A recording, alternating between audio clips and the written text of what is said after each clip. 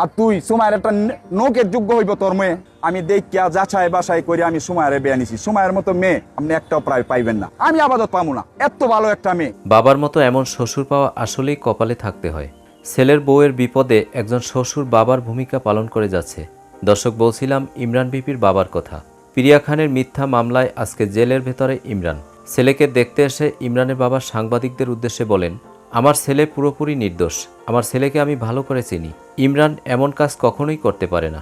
সুমায়ারা যখন আমি বিয়ে করাইছি, এ যে বলে যে সুমাইয়া পাউডার ক্রিম দিয়ে সাদা হয়, আর সাদা তো হয় হের মেয়ে। গালগুলো দেখছেন কি করছে বুঝছেন না? এই যে সুমাইয়ার একটা ছবি দেখেন, 30 জুন 2020, তখন আমি সুমাইয়ারা বাড়িতে দেখতে যাই। ইমরান ভিপির বাবা প্রিয়া খানকে নিয়ে বলেন, প্রিয়া আমার সুমাইয়ার নখের যোগ্য না। সুমাইয়া যেমন দেখতে, ব্যবহার, চলাফেরা সব দিক থেকেই সেরা।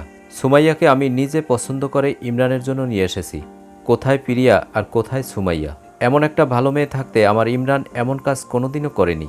প্রিয়ার মা একটা বেয়াদব মহিলা, আমিও তার বিরুদ্ধে মানহানি মামলা দিব।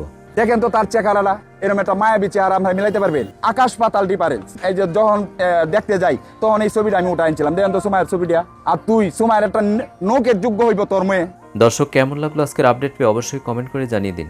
আর ভিডিওটি যদি ভালো লাগে লাইক, কমেন্ট, সাবস্ক্রাইব করে আমাদের পাশে থাকুন। ধন্যবাদ।